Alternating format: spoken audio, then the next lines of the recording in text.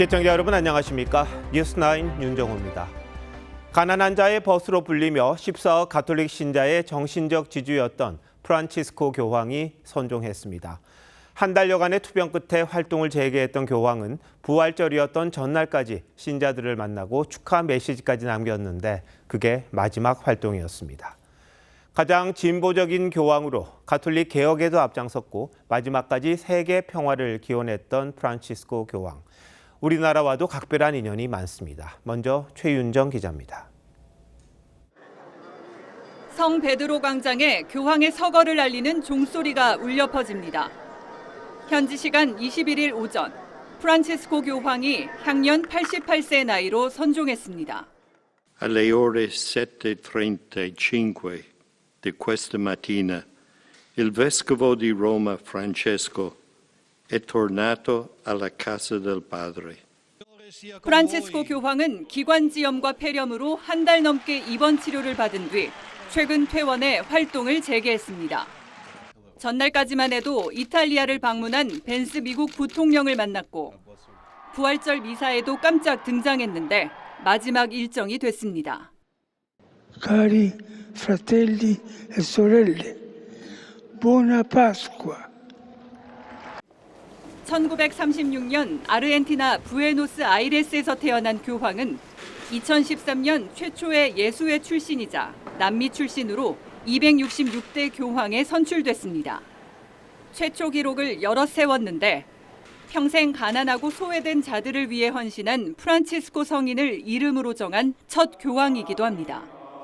교황청 관료주의를 타파했고 가톨릭 남성만을 대상으로 하던 세족식 관습을 깨고 여성과 무슬림도 포용했습니다.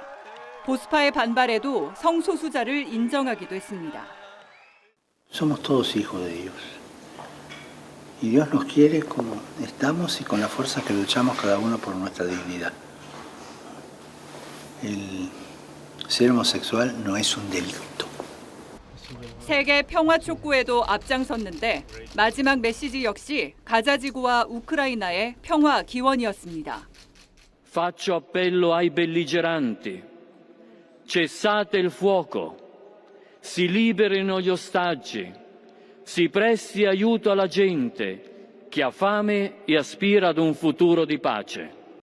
한반도 평화에도 깊은 관심을 보인 교황은 북한 방문도 추진했지만 끝내 그 꿈을 이루지 못하고 선종했습니다. TV조선 최윤정입니다. 프란치스코 교황은 생전 소탈하고 소박한 성품으로 전 세계인의 사랑을 받았습니다. 한국에도 애정을 보여 역대 교황으로는 세 번째로 2014년 한국을 찾았습니다. 방한 당시의 낮은 행보 역시 화제였습니다. 박소영 기자가 전합니다. 재소자의 발을 정성스레 닦고 입맞추는 프란치스코 교황. 장애가 있는 어린아이를 안고 키스하자 아이가 한박웃음을 짓습니다. 프란치스코 교황은 소박하고 청빈한 행보로 즉위 직후부터 전 세계에 관심을 받았습니다. 호화로운 관저 대신 사제 숙소를 택해 생활했고 소형차를 타고 다니며 사람들을 만났습니다. De l'autre, oui, et du plus fragile. Et en cela, il a été fidèle à une tradition qui lui était chère. 2014년 방한 당시에도 낮은 행보로 깊은 인상을 남겼습니다. 헬기 대신 기차를 일반 승객들과 함께 타고 미사 장소로 이동했고 카 퍼레이드에서는 아이들과 일일이 눈을 맞췄습니다.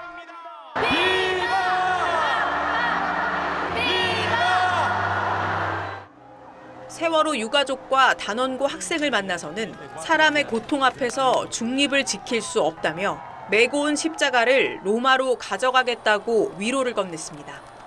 방한 마지막 행사인 명동성당 미사에선 남북의 화해를 바라며 평화와 포용을 강조했습니다.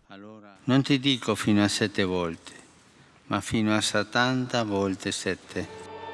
더 나은 세상에 대한 희망을 잃지 않았던 낮은 자의 교황. 프란치스코 교황의 생전 솔선수범은 가톨릭과 종교에 대한 관심을 다시 불러일으켰다는 평가를 받습니다. TV조선 박소영입니다. 프란치스코 교황은 평소 소박한 장례를 치르고 싶다는 뜻을 밝혀왔습니다. 장례 절차, 새 교황이 선출되기까지의 과정은 장동욱 기자가 전합니다. 갑작스런 비보에 바티칸은 슬픔에 빠졌습니다. Grande dispiacere, una grande perdita. Un uomo che ha innovato la Chiesa, un uomo che ha lasciato un grande segno. E questo 교황의 장례는 통상 7일장 안팎으로 치러집니다. 먼저 성 베드로 대성당에서 시신이 추모객들에 공개되고 이후 입관된 채 대성당 광장으로 운구돼 장례 미사를 시작합니다. 전임 교황 베네딕토 16세의 선종 때는 프란치스코 교황이 직접 미사를 집전했습니다. Benedetto, fedele amico dello sposo, che la tua gioia sia perfetta nell'udire definitivamente e per sempre la sua voce. 미사 후 교황의 관은 대성전 지하 납골묘로 옮겨져 삼중관에 안치됩니다. 하지만 프란치스코 교황이 생전 소박한 장례를 강조해온 만큼 기존보다 절차가 간소화될 것이란 전망도 나옵니다. 9일간의 애도 기간이 끝나고 전 세계 추기경들이 모이면 차기 교황을 선출하는 비밀 투표 콘클라베가 열립니다. 우리나라의 유흥식 추기경을 비롯해 만 80세 미만인 추기경들이 투표권과 선출권을 갖습니다. 같은 이름이 3분의 2 이상 나올 때까지 외부와 단절된 채 익명 투표를 반복하고 교황이 선출되면 굴뚝에 흰 연기를 내보내 알립니다. 차기 교황으로는 이탈리아 피에트로 파롤린 추기경이 유력 후보로 꼽히는 가운데 필리핀 출신 타글레 추기경 등 최초의 비백인 교황 탄생 가능성도 거론됩니다.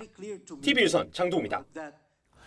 정치권 소식입니다. 민주당 이재명 후보가 예산 편성을 사실상 대통령이 하는 방식으로 정부 조직을 바꿀 생각인 것으로 취재됐습니다. 기획재정부에 집중됐던 예산 관련 권한을 분산시키려는 의도로 보입니다만 안 그래도 제왕적이란 지적을 받는 대통령의 권한이 더 강화될 수밖에 없다는 지적이 나옵니다. 먼저 장세희 기자의 단독 보도입니다. 2008년 이명박 정부는 출범 직후 예산 편성 등을 담당했던 기획예산처와 경제정책 전반을 총괄하는 재정경제부를 기획재정부로 통합했습니다. 민주당 이재명 후보 측은 당선될 경우 기재부에서 예산 기능을 다시 분리하는 방안을 검토 중입니다. 기재부에 집중된 권한을 나누고 재정 건전성을 과도하게 우려해 재정 투입에 제동을 거는 걸 바꾸겠다는 겁니다. 경기가 과열되면 살짝 눌러주고 경기가 침체되면 받쳐주고 해야 되는 받쳐주고를 안 해요. 이런 바보짓을 하고 있는 거죠. 근데 이거를 교정을 해줘도 상당 정도 개선될 겁니다. 이 후보 캠프 측 관계자는 기재부의 예산실을 개편해 대통령실 산하에 둘 계획이라며 필요한 곳에 재정이 투입될 수 있도록 할 것이라고 했습니다. 사실상 대통령실이 예산 편성의 컨트롤 타워 역할을 맡도록 하겠다는 겁니다. 앞서 이 후보는 정부의 12조 원 추경에 대해서도 시장 방치 정부라고 비판했고 한동안 언급을 자제했던 기본소득 정책도 재추진 가능성을 내비쳤습니다. 기본소득 관련돼서도 언급을 안 하시고 아직 할 말이 많이 남아있기 때문에 말을 하지 않은 게 없어진 건 아닙니다. 국회가 예산 심의와 삭감뿐 아니라 증액까지 가능하도록 개헌을 하는 방안도 검토 중입니다. 현행 헌법에 국회는 정부 동의 없이 예산을 증액할 수 없도록 돼 있어 지난해 헌정사상 처음으로 민주당 주도로 감액 예산안만 일방 처리됐습니다. TV조선 장세희입니다. 이재명 후보가 예상권을 가져오려는 데는 이유가 있습니다. 정부 재정을 통해 전국민 지원 같은 정책을 활발히 하자는 게 이 후보의 생각인데 그동안 기재부가 계속 반대하면서 충돌했던 적이 많았기 때문입니다. 같은 정부 내에서도 서로 견제하는 게 필요할 텐데 지나치게 정권 입맛에 맞는 소위 포퓰리즘 정책만 펼 경우 재정 건전성은 어찌 될지 우려하는 목소리도 있습니다. 이어서 최홍국 기자입니다. 이재명 후보는 20대 대선 후보 시절이었던 지난 2021년 코로나 극복을 위해 전국민 재난지원금 지급을 주장했습니다. 하지만 당시 홍남기 기재부 장관이 재정 건전성 악화를 이유로 반대했습니다. 재정을 맡고 있는 입장에서는 그런 모든 제안들이 결국 쉽지는 않다. 당정 갈등으로까지 번졌지만 당시 문재인 대통령이 사실상 기재부의 손을 들어주며 이 후보도 결국 물러섰습니다. 홍남기 부총리 기재부 장관을 포함한 정책 결정 집행자 여러분들께서 현장에 있는 감각도 없이 필요한 예산들을 삭감을 하고 지난해 말엔 이재명표 지역화폐 예산으로도 불리는 지역사랑 상품권 발행을 위한 예산안 증액을 놓고도 기재부와 갈등 끝에 절충점을 찾지 못했습니다. 이 후보 측은 경제정책은 물론 예산과 세제 등 막대한 권한을 진 기재부가 반대하면 새로운 정책을 추진하기가 어려운 구조라는데 문제의식을 갖고 있는 것으로 전해졌습니다. 하지만 대통령실이 예산 편성권까지 가져갈 경우 사실상 예산 독점으로 이어질 수 있다는 우려가 나옵니다. 한 경제학과 교수는 국회 다수 의석을 점유한 상황에서 장기적 정책이 아닌 정권 유지를 위한 포퓰리즘 정책이 난무하게 될 것이라고 지적했습니다. 기재부 관계자도 그동안 원하는 대로 추경을 하지 않으니 직접 권한을 가져가겠다는 건 사실상의 보복이라고 말했습니다. TV조선 최원국입니다. 민주당에선 대통령 후보를 뽑는 경선이 한창입니다. 이재명 후보는 개미 투자자 표심 잡기에 나섰습니다. 자신을 꽤 큰 개미로 소개하며 정부 반대로 폐기됐던 상법 개정안을 더 강하게 만들어 통과시키겠다고 했습니다. 김경수 후보는 최저소득보장제를 약속했고 김동연 후보는 여론조사 업체 교체를 주장했습니다. 전정원 기자입니다. 자본시장 활성화 간담회에 참석한 이재명 후보는 선거법 위반 논란을 의식한 듯 뼈있는 농담을 던졌습니다. 괜찮으면 제가 마이크는 좀 끄고 하도록 하겠습니다. 뭐 혹시 말 실수하다가 또 꼬투리 잡혀가지고. 이 후보는 자신도 꽤 큰 개미 중 하나였다며 주식시장의 코리아 디스카운트 해소를 위해 거부권 행사로 폐기된 상법 개정안을 다시 추진하겠다고 했습니다. 당내 논의 끝에 제외했던 집중투표제와 감사위원 분리선출 내용까지 포함한 더 강력한 상법을 밀어붙이겠다는 겁니다. 상법에 반대했던 재계와 국민의힘 등을 겨냥해선 이기적이라고 했습니다. 저는 이기적인 소수들의 저항이라고 생각되는데 국민들이 원하는데 이게 이상한 시스템 때문에 좌절된단 말이에요. 기업이 잘 돼야 나라가 잘 된다며 기업의 역할을 강조했던 이 후보가 1,400만으로 추산되는 개미 투자자 표심 공략에 더 무게를 둔 거란 해석이 나옵니다. 김경수 후보는 전국민 최저소득보장제를 꺼냈습니다. 언제까지 우리의 어르신들이 노인들이 길거리에서 폐지를 주어야 되고 이제는 품격 있는 선진국으로 갑시다.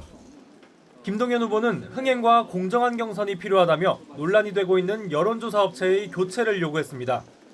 이런 문제가 제기가 돼서 건전하게 받아들여지고 또 좀 치유가 됐으면 좋겠다는 생각을 해봅니다. 당 선관위는 업체 변경은 불가하다면서도 각 캠프 관계자가 조사 과정을 참관할 수 있도록 하는 방안을 검토하겠다고 했습니다. TV조선 전정원입니다. 국민의힘은 오늘부터 이틀간 8명의 후보를 4명으로 압축하는 여론조사를 시작했습니다. 4강 입성을 놓고 치열한 신경전을 벌이고 있는 나경원, 안철수 후보는 영남을 찾아 막판 지지를 호소했습니다. 박한솔 기자입니다. 국민의힘 1차 경선은 4천 명의 국민을 대상으로 100% 여론조사를 통해 승자를 정합니다. 7시부터 이 절차가 시작이 되고요. 득표율은 공개하지 않습니다. 순위도 공개하지 않고요. 각 후보 캠프에선 02 또는 070번으로 시작되는 전화를 받아달라며 경선 여론조사 참여 독려에 나섰습니다. 특히 나경원, 안철수 두 후보의 4강 진입 경쟁이 치열합니다. 나란히 대구를 찾은 두 후보는 일제히 지역 수건 사업인 신공항 건설을 약속한 데 이어 서로를 견제했습니다. 탄핵 반대했으면 대선 보이콧하는 게 맞지 않나요? 또 안철수 후보님 말씀 자꾸 하시던데요. 급하신가 봅니다. 급하신 것 같은데요. 결국 대한민국의 헌법 가치를 든든히 하고 윤 전 대통령이 본인에게 대선에 나가라고 하셨다면서 흘리다가 토론에서는 막상 불리하니까 윤 전 대통령을 언급하지 말라니. 김문수 후보는 광역급행철도, GTX 전국 확대 구상을 담은 교통 공약을 발표했습니다. GTX가 나왔는데 터널 기술은 우리가 세계 최고입니다. 30분 내에 서울 중심부, 서울역까지 도착하면 되잖아요. 유정복 후보는 나를 밟고 지나가라는 결단을 보일 때라며 윤석열 전 대통령의 탈당을 거듭 촉구했습니다. 저를 필요로 한다면 저는 던졌습니다. 저를 위해서 살아온 인생이 아닙니다. 던졌습니다. 경북지사인 이철우 후보는 경북 지역 산불 재난 현장을 점검했고 양향자 후보는 자신의 연고지인 광주를 찾았습니다. TV조선 박한솔입니다. 국민의힘은 경선전이 본격화하면서 주자들 사이에서 연일 비방과 폭로전이 이어지고 있습니다. 비전 없는 설전에 인신공격성 발언까지 등장하면서 국민들 눈살만 찌푸리게 한다는 지적입니다. 어떤 발언들이 있었는지 이태희 기자가 정리했습니다. 민주당 경선에서 이재명 후보가 압승을 기록하자 국민의힘 지도부는 독재국가 선거를 떠올리게 한다고 비판했습니다. 싹쓸이 독주체제를 구축했습니다. 1인 독재국가로 달려가는 하이패스입니다. 하지만 당내에선 정작 당 경선부터 신경 써야 한다는 자성의 목소리가 나옵니다. 경선이 과열되면서 더 거칠어진 상대 후보 비방이 심각한 수준이란 겁니다. 어제 경선 토론에선 홍준표 후보가 한동훈 후보를 향해 인신공격성 발언을 꺼냈는데 우선 키도 크신데 뭐 하려고 키 높이 구두를 신습니까? 유치하시네요. 이에 맞서 한동훈 후보 측도 눈썹 문신을 언급하며 같은 신상 공격으로 대응했습니다.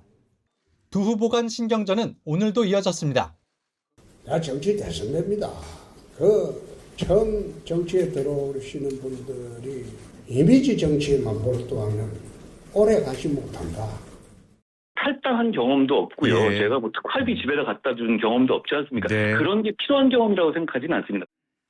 안철수 후보는 김문수, 나경원, 홍준표 후보에게 탄핵 정국 당시 전광훈 목사와 보조를 맞췄다며 전광훈당으로 가라는 말도 했습니다.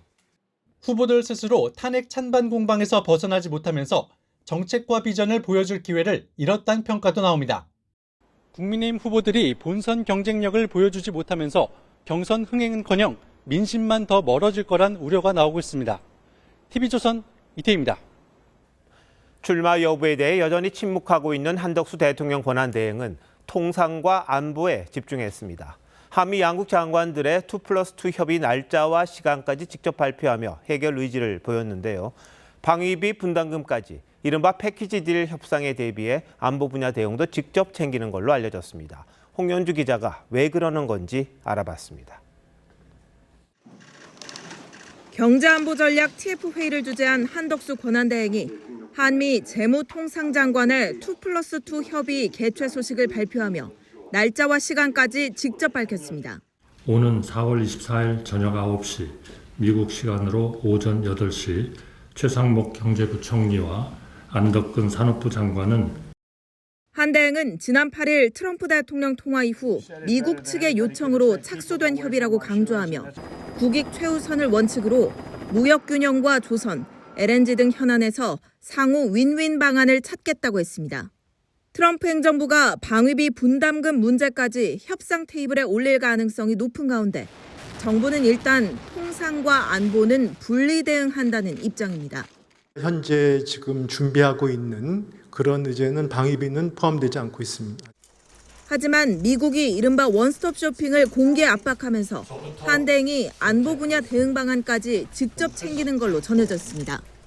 정부 관계자는 한 대행이 주한미군 기지 운영과 분담금 문제도 살펴보는 중이라고 했습니다. 한 대행은 어제 공개된 외신 인터뷰에서도 사안의 성격에 따라 방위비 협정을 다시 논의할 의사가 있음을 시사했습니다.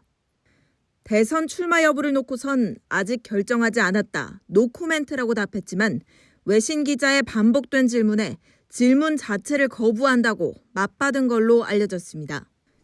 정부 관계자는 평생 혼밥을 안 하던 한 대행이 소수 참모들만 모아 식사할 정도로 조심스러운 상황이라고 전했습니다. TV조선 홍현주입니다. 민주당은 공직자 사퇴 시한이 다가오자 한 대행을 향한 비난 수위를 높이고 있습니다. 자기 장사에 정신 팔려 미국과의 협상을 제대로 하겠냐는 말도 나왔고요. 반면 국민의힘 지도부는 당의 문을 활짝 열겠다며 앞으로 있을 수 있는 후보 단일화에 여지를 뒀습니다. 변정현 기자입니다. 한덕수 권한대행이 한미 2+2 통상협의를 직접 예고하자 민주당은 협상도 알박기를 하냐, 출마할 거라면 손을 떼라고 공세를 폈습니다. 자기 장사에 정신 팔린 노욕의 대통령 병자가 선거 관리와 대미 협상을 단 한시라도 제대로 하겠습니까? 회담을 앞두고 국회 산자위를 찾아 보고한 안덕근 산자부 장관에겐 급하게 결론 내지 말라는 주문도 이어졌습니다. 한 대행이 출마 여부를 묻는 외신 인터뷰에서 노코멘트라고 답한 걸 두곤 이재명 후보도 에둘러 비판했습니다. 노코멘트로 출마설의 연기를 피우며 미국과의 관세 협상 전면에 나선다는 것 자체가 국민을 농락하는 것입니다. 그분의 노코멘트에 대해서는 저도 노코멘트입니다. 국민의힘 지도부에선 당의 문을 활짝 열겠다며 당 후보 선출 이후 단일화를 시사하는 발언이 나왔습니다. 자유와 헌법이라는 대의에 동의하는 분이라면 누구라도 함께하겠습니다.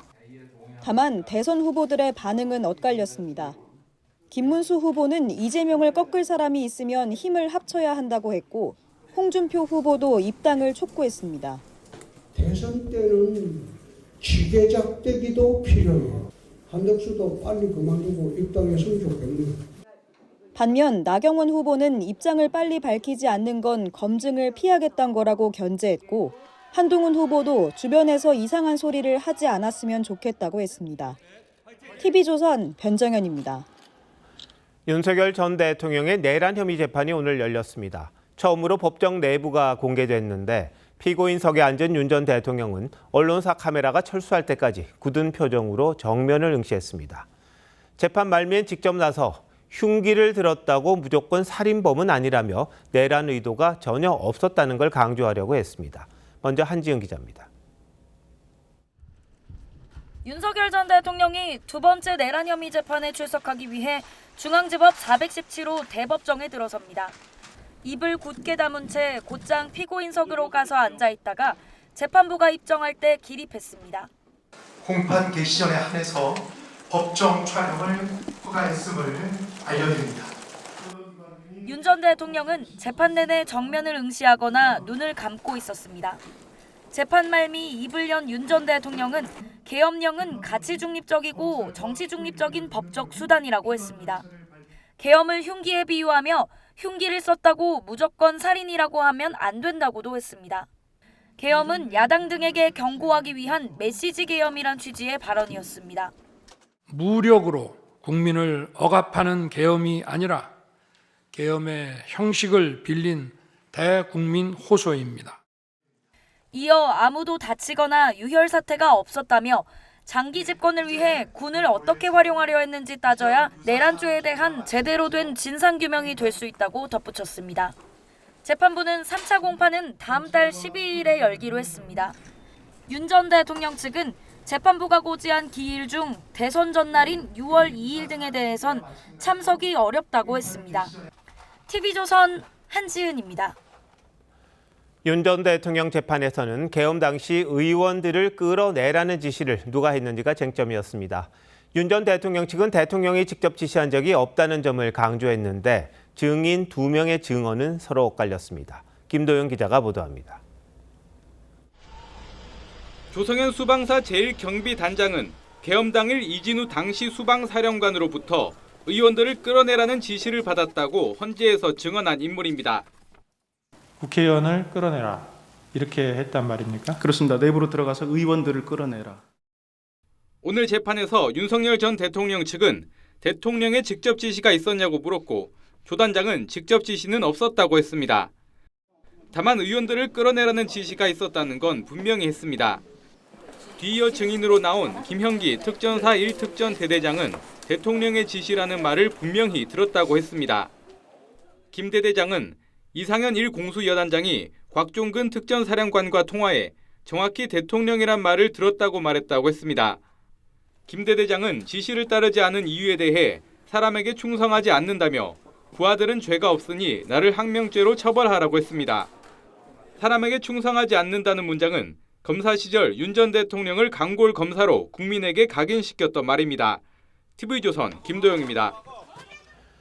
대장동 재판의 증인으로 채택됐던 이재명 전 민주당 대표가 5차례나 법정에 나오지 않아 재판이 파행됐던 적 있었죠.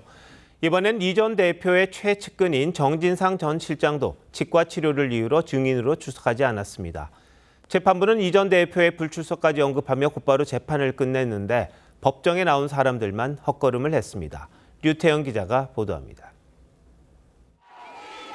이재명 전 대표는 대장동 민간업자 재판 증인 출석 요구에 5차례나 응하지 않았습니다. 대장동 민간업자 재판 증인 출석 안 하실 예정이십니까?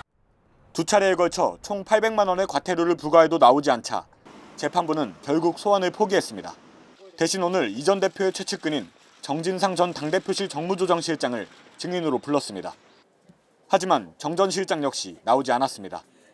정 전 실장은 불출석 사유서에서 치과 진료로 28일 이후 출석이 가능하다며 출석하더라도 증언을 모두 거부하겠다고 했습니다. 검찰은 정 전 실장이 바로 다음 재판인 25일 불출석 사유는 밝히지 않고 28일에 나오겠다는 건 부적절하다고 했습니다. 재판부는 이 전 대표가 5번이나 나오지 않아 고초를 겪었다고 언급한 뒤 정 전 실장의 요청을 받아들여 25일 재판을 취소하겠다고 했습니다. 이 전 대표와 정 전 실장의 불출석으로 최근 6번 재판 평균 시간은 13분에 그쳤습니다. 7천억 넘는 부당이익을 챙긴 혐의로 기소된 대장동 민간업자들에 대한 1심 재판은 3년 6개월째 이어지고 있습니다. TV조선 류태영입니다. 오늘 서울 관악구의 한 아파트에서 방화 사건이 발생했습니다. 용의자인 60대 남성은 현장에서 숨진 채 발견됐고 주민 6명이 다쳤습니다. 이 남성은 지난해까지 불을 지른 집 바로 아래층에 살고 있었는데 층간소음 문제로 여러 차례 갈등을 빚었다고 합니다. 먼저 이낙원 기자가 보도합니다. 시커먼 연기가 아파트 벽면을 뒤덮습니다. 복도식 아파트 4층 2세대에 시뻘건 화염이 치솟으면서 가운데 두 집은 화마에 갇혔습니다. 서울 관악구의 한 아파트에 펑하는 소리와 함께 불이 났다는 119 신고가 접수된 건 오늘 오전 8시 17분. 소방당국은 대응 1단계를 발령하고 1시간 30여 분 만에 완전히 불을 껐습니다. 미사일이 딱 터지는 것 같은 소리 쾅 하면서 출구를 볼 수가 없어요. 70대 80대 여성 2명이 베란다로 탈출하려다 떨어져 중상을 입었습니다. 60대 남성 1명이 숨진 채 발견됐습니다. 거기에 매달렸더라고. 떨어지면서 터여서 왔구나 그러더라고요. CCTV에선 방화 정황이 드러났습니다. 경찰이 같은 층 복도에서 불에 타 숨진 남성의 지문을 확인한 결과 방화 용의자와 일치하는 걸로 나타났습니다. 용의자는 5달 전까지 3층에 살았는데 층간소음 피해를 주장하며 자주 소동을 일으켰다고 합니다. 지난해 추석 무렵엔 윗집 가족과 다투다 경찰이 출동하기도 했습니다. 사람들 방치로 막 붙고 있더라고. 붙이고 장치로 진짜 북하고 진짜 잘해요? 이사까지 생각하고 있었는데. 범행 직전 용의자가 지하 주차장에서 오토바이에 싣고 온 인화물질통을 내리는 모습도 포착됐습니다. 경찰은 용의자가 이 인화물질에 불을 붙여 뿌리는 식으로 불을 지른 걸로 보고 있습니다. TV조선 이낙원입니다. 방화 용의자는 이 아파트 인근 주택으로 이사 온 상태였습니다. 범행 10여 분 전엔 이 주택 주변에서 방화를 시도했습니다. 용의자는 이사 와서도 주민들과 갈등을 겪은 걸로 전해집니다. 이어서 조윤정 기자입니다. 다세대 주택 출입문 앞에 놓인 플라스틱 통과 상자가 활활 탑니다. 관악구 아파트에 불을 지르기 15분 전인 아침 8시쯤 방화 용의자는 자신이 사는 다세대 주택에서 50여 미터 떨어진 집 2곳에 먼저 불을 냈습니다. 남성은 본인의 주거지로 돌아와 앞집에 추가로 불을 붙인 뒤 오토바이를 타고 이동했습니다. 아파트와 같은 방식으로 화염을 뿌린 것으로 전해졌습니다. 불덩어리가 끊어지지도 않고 그냥 쫙 나가는 거야. 그냥 가면 어떡하냐고. 그러니까 어떤 식으로 그냥 가는 거야. 다세대 주택 3곳은 주민들의 빠른 대처로 큰 화재로 번지진 않았습니다. 이어 남성은 인화물질 통을 싣고 아파트 단지로 향했습니다. 지난해 11월 불을 낸 아파트에서 1.4km 떨어진 다세대 주택으로 이사를 온 용의자는 소음을 이유로 이웃들과 갈등이 끊이지 않았다고 합니다. 소리가 조금만 나면 소리 지르거나 욕하시고 막 이래가지고 약간 애들이 농구공 막 이렇게 치고 가면은 그거 갖고 뭐라 하고. 공사 때문에 마찰이 좀 많았었나 봐요. 공사 소음 때문에. 남성의 집에선 가족들에게 미안하다고 쓴 편지와 함께 어머니 병원비로 쓰라는 현금 5만 원이 발견됐습니다. TV조선 조윤정입니다. 지난주 발생한 기관총 낙하 사고는 조종사가 실수로 버튼을 잘못 눌러 벌어진 걸로 드러났습니다. 오폭 사고 이후 한 달여 만에 또 어처구니 없는 사고가 난 건데 군 기강 해이가 심각한 수준이란 비판이 거세지고 있습니다. 차정승 기자입니다. 지난 18일 밤 야간 모의사격 훈련에 투입된 공군 KA-1 경공격기 한 대가 강원도 평창 상공을 날아가던 중 기관총과 실탄 500발 빈 연료 탱크를 떨어뜨렸습니다. 군 당국이 나흘째 수색 중이지만 실탄 5발과 연료 탱크는 아직 찾지 못했습니다. 공군은 사고 원인이 조종사의 부주의 때문이라고 밝혔습니다. 비행 도중 히터 바람이 시야를 가리자 불편을 느낀 후방석 조종사는 송풍구 풍량을 조절하려고 버튼을 찾았는데 바로 위 비상 투하 버튼을 잘못 누른 겁니다. 두 버튼은 모양과 크기가 비슷하지만 비상 투하 버튼은 원통형 구조물에 둘러싸인 형태에다 검은색과 노란색의 빗끈까지 처리돼 있었습니다. 버튼을 오인해서 부주의하게 비상 투하 버튼을 작동한 것으로 지금까지 파악되었습니다. 조종사의 조작 실수로 인한 비상 투하 사고는 이번이 처음으로 공군은 사고 조종사를 안전 분야 처분 심의위에 회부할 방침입니다. 공군은 지난달 F-16 전투기의 민가 오폭 사고 이후 참모총장까지 나서서 사과했는데 뼈를 깎는 각오로 잘못된 관행을 바로잡아 다시는 이런 사고가 없도록 하겠습니다. 연이은 사고에도 아직 책임을 진 수뇌부는 없습니다. 그러면 총장님 사퇴하시는 건가요? 거치에 대한 부분은 지난 오폭 사고 중간 조사 결과 발표 때 총장님께서 직접 언급을 하신 부분. 공군은 이번에도 신뢰 회복을 위한 사고 예방 대책을 세웠다고 밝혔지만 이 구체적인 방안은 내놓지 못했습니다. TV조선 차정승입니다. 필리핀에서 한국인을 표적으로 한 범죄가 끊이지 않고 있습니다. 이번엔 오토바이 강도가 쏜 총에 맞아 한국인 관광객이 숨지는 사건이 발생했습니다. 김자민 기자입니다. 오토바이가 멈춰서고 헬멧을 쓴 사람이 내리더니 길가에 서 있던 남성의 가방을 거칠게 뺐습니다. 피해 남성은 가방을 돌려달라고 다가가는가 싶더니 무언가에 맞고 쓰러집니다. 어제 오후 1시 50분쯤 필리핀 앙헬레스의 한인타운에서 한국인 관광객이 2인조 강도의 총에 맞아 숨졌습니다. 지난달에는 수도 마닐라에서 한국인 남성이 총격을 당해 숨지는 등 필리핀에선 한국인 표적 범죄가 끊이지 않고 있습니다. 지난 10년간 아시아 태평양 지역에서 발생한 한인 피살 사건의 44%가 필리핀에서 발생했을 정도입니다. 현지 교민은 필리핀 평균 근로자 임금은 한국 돈 50만 원 정도로 200~300만 원 갈취하면 로또로 본다며 교민들은 최소한의 현금만 들고 가방조차 안 갖고 다닌다고 말했습니다. 한국인들이 여기 임금이 10배 정도 높으니까 가로문에서 저기 관광객들은 이제 걸어다니시는 분들이 많으니까 잘 끼니까 이제 그런 것 같아요. 외교부는 현지 경찰 당국에 신속한 수사를 요청하고 다음 달 총선을 앞두고 필리핀 내 치안이 몹시 불안정하다며 각별한 주의를 당부했습니다. TV조선 김자민입니다. 음주운전을 하다 경찰에 적발되자 도주국을 벌인 20대가 검찰에 넘겨졌습니다. 시속 약 120km로 질주했는데 경찰이 차를 세우려고 일부러 들이받았는데도 계속 달아났습니다. 김다로 기자입니다. 음주운전이 의심되는 회색 승용차를 순찰차가 따라갑니다. 경찰의 정차 요구에 깜빡이를 켜고 멈추는가 싶더니 되려 속도를 높여 달아납니다. 좁은 골목에서도 빠른 속도로 질주하더니 대로에서는 최고 시속 120km 가까이 속도를 높입니다.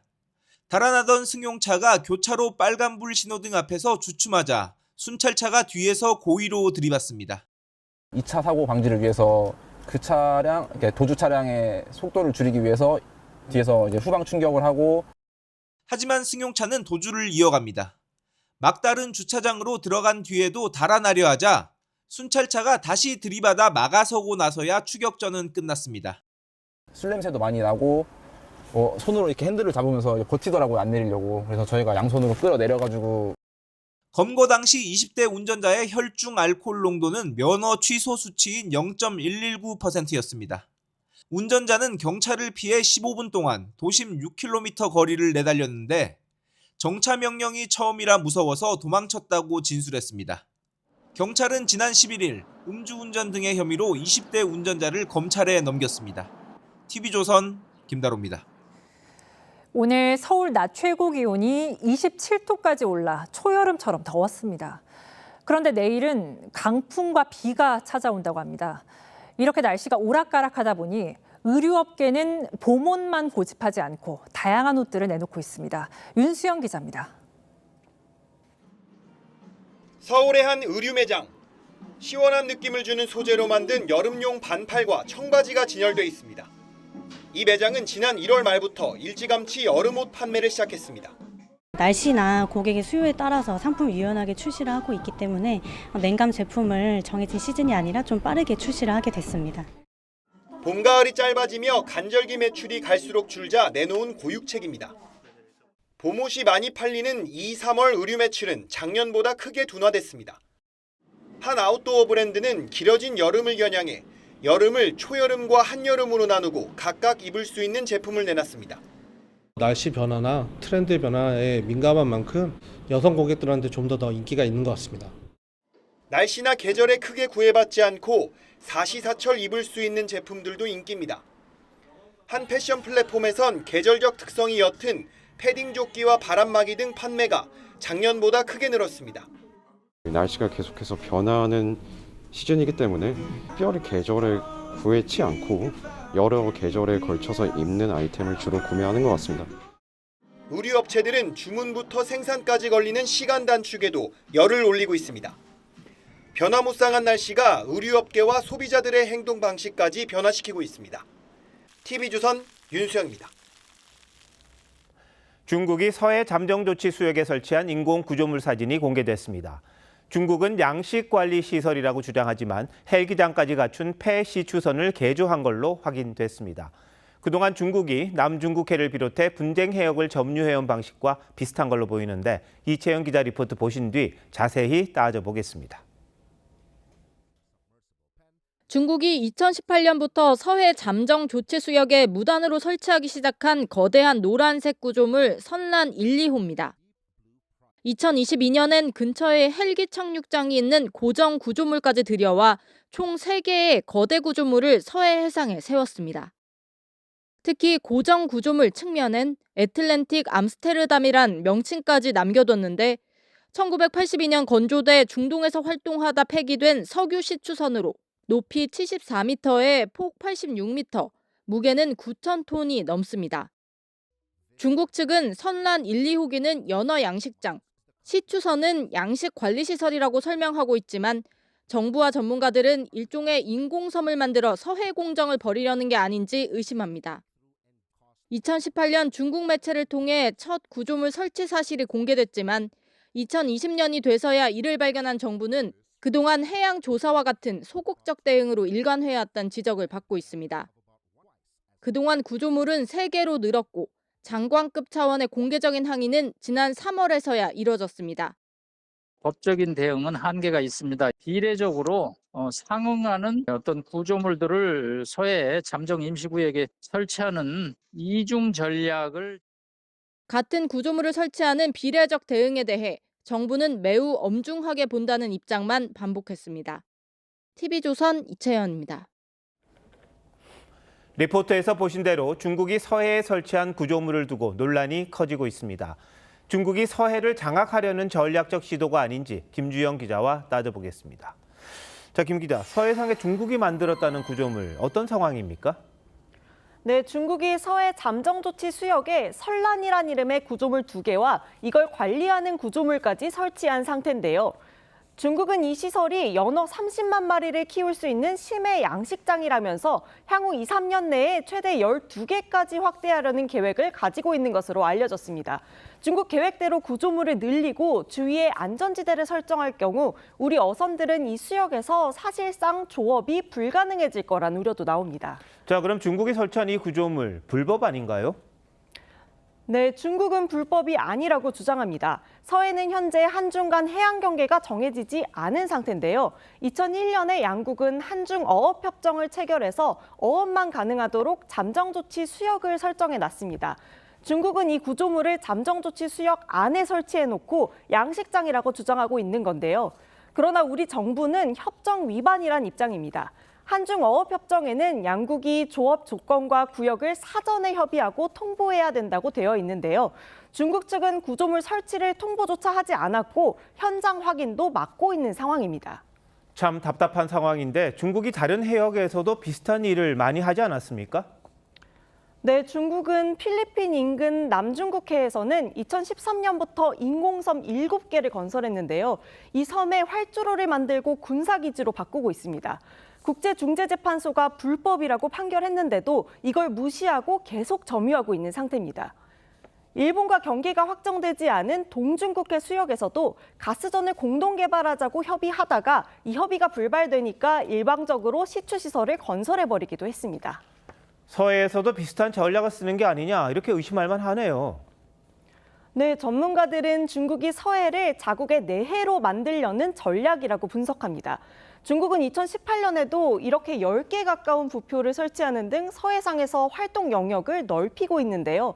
동경 124도까지 경계선을 설정해놓고 넘나들면서 향후 관습법적 지위를 주장할 가능성이 있다는 분석입니다. 군사작전에 필요한 해수 흐름이라든가 해수 온도는 사실은 잠수함 작전하는데 굉장히 중요하거든요. 이런 정보, 군사작전 관련 정보 획득 목적도 있다 이렇게 보시면 될 것 같아요. 그럼 우리는 어떻게 대응하는 게 옳은 방법입니까? 중국은 2008년에도 서해에 석유시추 구조물을 설치했다가 우리 정부 항의를 받고 철수했습니다. 전문가들은 이번에도 1차적으로 외교적으로 강력하게 문제를 제기하고 재발 방지 약속도 받아내야 한다고 했고요. 맞대응 차원에서 비슷한 시설을 건설하는 것도 적극적으로 고려해야 한다고 했습니다. 외교적 대화 채널을 가동해서 중국에 강력히 항의하고 우리가 필요한 인공어업 구조물을 동시에 중국과 같이 설치하는 것도 고려할 필요가 있습니다. 남중국해에서 일어난 일을 보면 우리가 아주 강단 있게 대응해야 중국도 대책을 세우지 않을까 싶기도 합니다. 김 기자, 잘 들었습니다.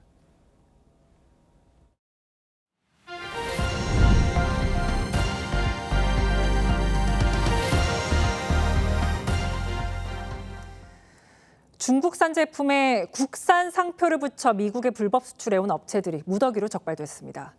중국 제품에 부과되는 관세를 피하려는 건데 이런 범죄가 트럼프 2기 정부 들어 더 기승을 부리고 있습니다. 노도일 기자입니다. 세관 직원이 공장 문을 열자 침대 매트리스가 잔뜩 쌓여 있습니다. 모두 중국산인데 라벨에는 한국산으로 표시되어 있습니다. 중국인이 국내에 설립한 이 업체는 최대 1,700% 넘는 미국의 관세를 피하기 위해 중국산 매트리스를 들여와 한국산으로 라벨 가리를 한 뒤 미국에 불법 수출했습니다. 1년간 740억 원어치에 달합니다. 이거는 만든 게 아니라 이것도 수입하는 거죠, 맞죠? 적발된 업체는 이렇게 원산지 증명서나 수출 신고 필증을 위조해 미국 세관의 의심을 피했습니다.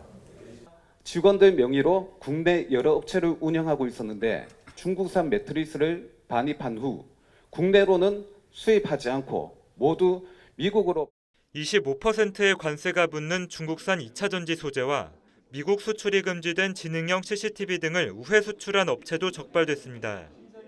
대중 수출이 금지된 미국산 첨단 반도체를 국내로 들여온 뒤 저가 반도체인 것처럼 홍콩으로 빼돌린 곳도 있었습니다. 지난 5년간 관세청이 적발한 불법 우회 수출은 175건, 4,600억 원에 달합니다. 국산으로 둔갑되어 미국 등에 수출되는 경우 우리나라의 국가 신뢰도 하락 및 국내 산업 피해가 우려되기. 올해 들어 미국 우회 수출이 급증하면서 관세청은 무역안보 특별조사단을 발족하고 특별단속에 돌입했습니다. TV조선 노도일입니다. 미국의 관세 전쟁에 대응하기 위해 우리나라 철강업계 1, 2위인 포스코그룹과 현대제철이 손을 맞잡았습니다. 앙숙에 가까웠던 두 회사가 함께 미국 투자에 나서기로 한 겁니다. 우리 정부도 이번 주 한미 통상협의를 앞두고 막판 의제 조율 작업을 벌이고 있습니다. 유혜림 기자입니다. 지난달 미국 루이지애나에 전기로제 철소를 짓겠다고 발표한 현대차그룹. Accelerate the localization of our supply chain in the U.S., expand our operations, and grow our American workforce. 포스코그룹이 이 제철소 건설에 지분을 투자하기로 했습니다. 25% 철강 관세를 피하기 위해 현지 생산 공장이 절실해졌기 때문입니다. 현대차그룹도 58억 달러, 우리 돈 8조 5천억 원에 이르는 자금 부담을 덜 수 있습니다. 두 회사는 2차 전지 소재 분야에서도 손잡기로 했습니다.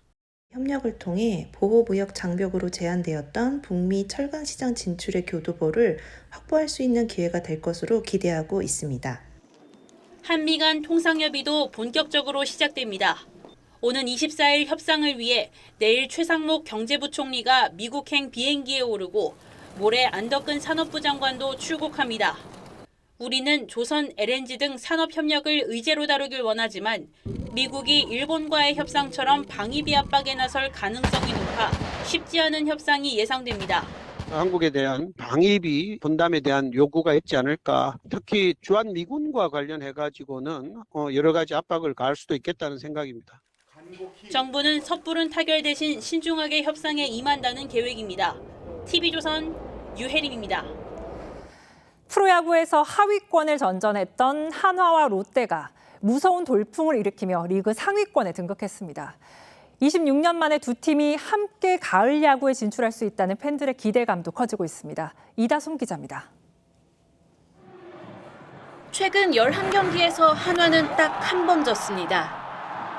리그 단독 2위에 오른 한화의 상승세 원인은 완벽한 투타 균형입니다. 지난주 한화는 팀 홈런 8개로 이 부문 1위를 차지했고 팀 평균 자책점도 2.34로 한화 투수들은 한 이닝당 한 명의 주자도 허용하지 않는 극강의 짠물 피칭을 보여줬습니다. 특히 KBO 리그에서 귀하다는 시속 155km 이상을 던지는 강속구 투수만 5명으로 선발 문동주는 시속 159.7km의 빠른 공으로 올 시즌 리그 최고 구속을 찍었습니다. 4위에 오른 롯데의 상승세도 만만치 않습니다. 지난주 6경기에서 팀 타율 3할 1푼 9리를 기록했는데 빠른 발을 앞세운 1번 타자 황성빈의 발야구쇼가 압권이었습니다. 수비진의 방심을 틈타 투수가 공 1개를 던질 동안 3루와 홈을 차례로 훔치는 이 장면은 롯데 팬들을 열광시켰습니다. 물오른 경기력의 두 팀은 내일 주중 3연전을 시작합니다. 롯데도 기세가 좋지만 저희 탄탄한 선발진과 그리고 또 불펜 그리고 지금 타격까지 살아나서 아무래도 허나이글스를 꺾는데 조금 힘들지 않나. 다 같이 질 것 같지 않아 하는 분위기고요. 지난 1999년 이후 26년 만에 두 팀의 동반 가을 야구 진출까지도 기대감이 무르익고 있습니다. TV조선 이다솜입니다.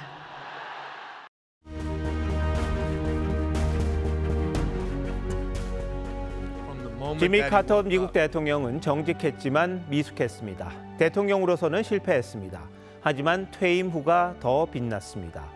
가난한 사람을 위해 집을 짓고 수십 권의 책을 쓰고 세계 평화를 위해 일한 공로로 2002년 노벨 평화상을 수상했습니다. 오랜 정적인 레이건 대통령조차 존경의 마음을 표했습니다. For that, Mr. President, I thank you and your country thanks you. 퇴임 대통령이 권력을 가졌을 때보다 더 빛날 수가 있는 겁니다. 윤석열 전 대통령이 탄핵 심판을 맡았던 변호사 일부를 만났습니다. 윤어게인 신당을 창당하겠다던 김계리 변호사가 사진을 올렸는데 환한 얼굴이 눈에 띕니다. 윤 전 대통령은 김 변호사에게 Be calm and strong 이 메시지를 올려달라고 했답니다. 4년 전 검찰총장 때 징계위원회를 앞두고 올렸던 그 문구입니다. 대통령 당선 뒤에도 계속 있었는데 지금은 이게 무슨 뜻인지 많은 분들이 궁금해합니다. 민주당 쪽이 윤 전 대통령 지지 측 움직임을 낭보 중에 낭보로 반기는 걸 보면 보수 쪽에 좋은 신호는 아니겠죠. 국민의힘 대선 후보 경선이 탄핵의 늪에서 허덕이는 상황을 더 나쁘게 할 수도 있습니다. 저는 국민을 배반하지 않기 위해서 계엄을 저지했습니다. 저는 한동훈 후보가 내란몰이 탄핵을 선동한 것 때문에 정말 결국 이 지경을 만들었다고 생각을 합니다. 국민에 대한 책임이나 국가의 미래부터 앞세우는 게 어떨는지요. 카터 대통령이 존경받는 대통령이 된 건 권력자가 아닌 한 시민의 길을 택해서입니다. In a few days, I will lay down my official responsibilities in this office to take up once more the only title in our democracy superior to that of president, the title of citizen. 윤 전 대통령도 관저를 떠나며 국민의 한 사람으로 돌아가 나라와 국민을 위한 새로운 길을 찾겠다고 했습니다. 순수한 한 국민의 방점을 찍는 게 정도로 보입니다. 카터 전 대통령의 말을 경구 삼아 국가 지도자였거나 지도자가 되려는 분들이 그 길을 따라갔으면 합니다. 4월 21일 윤정호 앵커 칼럼, 전직의 길이었습니다.